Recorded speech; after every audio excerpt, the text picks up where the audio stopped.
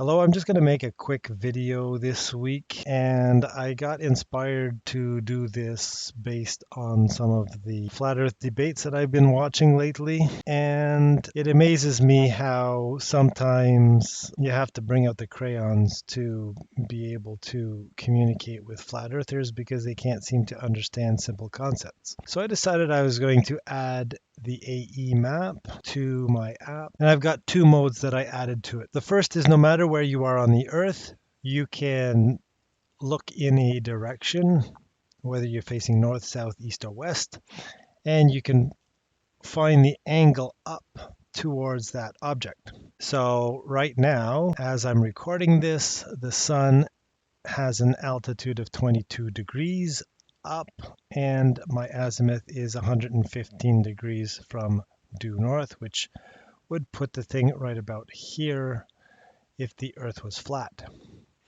Of course, no flat earther ever tells us how high the sun really is because there are conflicting answers depending on how far away you are from it where it is overhead.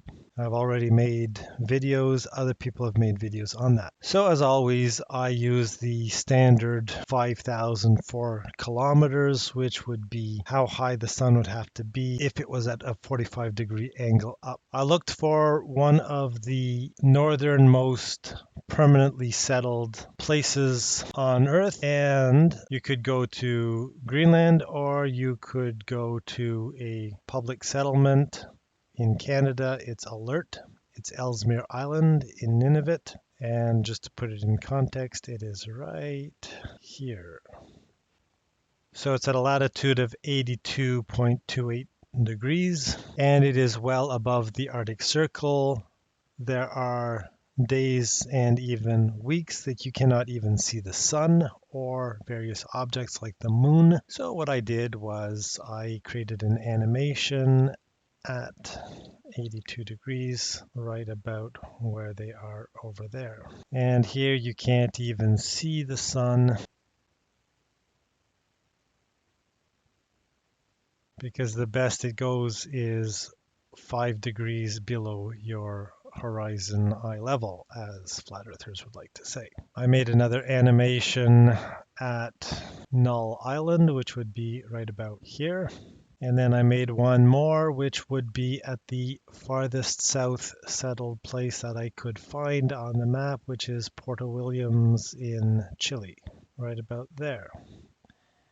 And here you can see the sun from this point of view. As of today, the sun never reaches the equator. However, the moon does just skim by the equator. I also added another mode where every object should be directly overhead. And somewhere around 10 hours ago, the sun should have been just over Australia. I created several long animations. The first that I did was I did a year-long animation of the sun, both the blue line that you see here, which is the sun's path for the last 24 hours, and the purple line is the ecliptic. I also did one for the moon.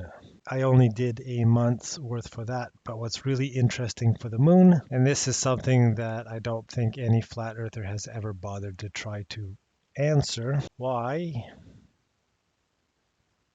does the moon go back and forth between the Tropic of Cancer and the Tropic of Capricorn on a monthly basis? And it is the only object in the sky that does that, despite the fact that the moon is only a couple degrees off of the ecliptic. So that's it for the moment. Thanks for watching. If you liked the video, it would help if you gave it a thumbs up and comment. It does help the YouTube algorithm. And I'll see you again in another video soon enough. So bye for now.